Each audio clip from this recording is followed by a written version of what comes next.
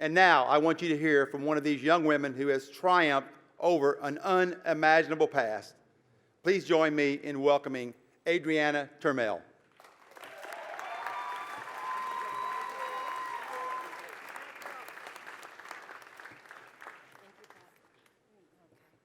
Hello guys, how are you today?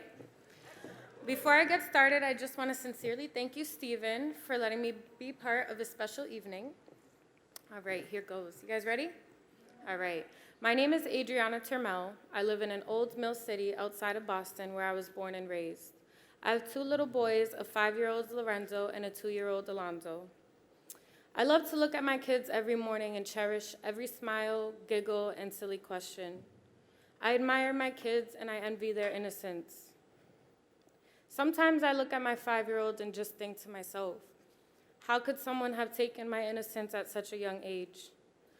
You see, like Janie, I was sexually abused. My whole life had changed in an instant. The world around me looked so different, the adults in my life seemed different, and the other little kids around me weren't the same. The sexual abuse didn't stop until I was 6 years old. The last time it happened, that little innocent girl died, and what happened to me was buried with her. Things didn't make sense for a long time. It also didn't help that I developed physically at a younger age than most girls. I always looked older than what I was. My mother did her best with 2 younger boys, being a teen mom herself. She never failed to keep a roof over our heads, food in our bellies, and clothes on our backs. However, what she didn't get was how much I truly needed her time. For a long time, my mom's only way of discipline for me was the belt or anything she could find in the moment. As I got older, the beatings got worse and the hits became harder. Eventually, Child Protective Services got involved and the abuse stopped cold turkey. Without that belt in my mom's hands, her words meant nothing to me. I was untouchable, so I began to lash out and refuse to listen to anything she had to say. The way I was feeling, I just wanted to be alone, away from everything and everyone, so the running away began. I would leave Friday after school, pack my bag for the weekend, and stay at a friend's house. I guess I felt more comfortable around people who didn't really know me than to be with my loved ones who couldn't see my pain even if I screamed. Things were only getting bad and were only going to get worse. At 14, I found out I was 3 months pregnant. My mother felt that she could no longer provide for me and signed her parental rights over to the state. At 5 months pregnant, I was at my 4th treatment program and my 2nd high school. My pregnancy was hard and lonely, but when I had my son Lorenzo, he paved a new path for me. I was a 15-year-old new mom, a freshman going to a new high school. Fitting in for me was never a problem, even when the odds were against me. I played JV basketball and made honor roll. They removed Lorenzo and placed him in foster care. My world crashed right before my eyes. When I was sexually abused as a child, I managed to channel that pain somewhere deep inside me. As a teen mom, losing Lorenzo was painful and I didn't know how to handle it. I went on the run from my program and drugs became an option. I looked for Lorenzo's father for help, who was 4 years older than me. Instead, he took advantage of my vulnerability and he emotionally and physically tore me down. I eventually found a way out. I turned myself into another residential care program, but I kept running away. I always found a way to escape my situation, escape my feelings. Looking back, I realized I put myself in some scary situations. I would run away for months at a time, with just the clothes on my back and the shoes on my feet.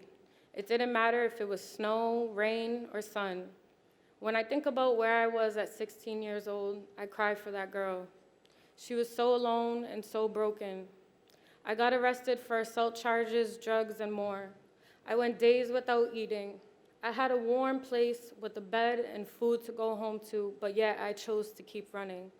What was I running from? My past trauma and my pain. Someone once told me, one day you won't be able to run away and you're gonna have to face whatever it is you're avoiding. I went through countless foster homes, group homes, and juvenile lockup facilities. I had met with numerous therapists, clinicians, and doctors. Each one left me feeling more and more hopeless. It was so hard to trust any adult in my life. Some clinicians I built such strong relationships with, but because I moved around so much, these bonds were broken. and once again I had to start over. I didn't take my therapy session seriously. I didn't want to build another bond or tell my story to another therapist just to feel the same. The child services offered me an option to move closer to my son, but in order to do so, I had to finish my trauma treatment with youth villages. When starting my treatment, I had my doubts. During my first session, I was educated on what sexual abuse really is and what a healthy relationship looks like. I realized most of my relationships were unhealthy and I had no idea. As I got further into my treatment, I started to feel emotions I couldn't control. I began to feel angry and lash out at just about everybody. I felt like I was that 4-year-old, powerless, vulnerable little girl again. Being stared at by men would make me cringe, and being alone with a man would make me feel uncomfortable. These were the feelings and thoughts I tried so hard to bury deep, deep down. And now they were on the surface, like an old scar reopened. Once again, I did what I was used to doing and comfortable with. I ran away. I left my program with no warning and walked wherever my feet would take me. Eventually, I returned to my program and finished my treatment with a short book. I wrote what had happened to me and how it made me feel, how I went unnoticed by my loved ones, how I felt disconnected from normal life. My youth village's clinician printed out the little book and we read it one last time. My clinician gave me 2 options. I could burn it or put it in a bag and tie it to the balloon and let the sky take it. I was confused as to what good burning the book would be, so I chose the balloon.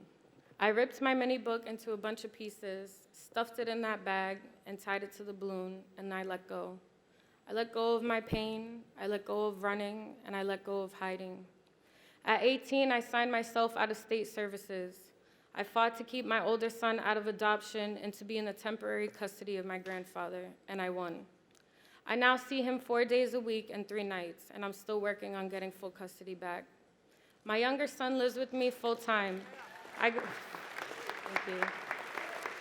I graduated from high school. I got my driver's license. I now work full-time while being a mom, and I just bought my first car at 20 years old.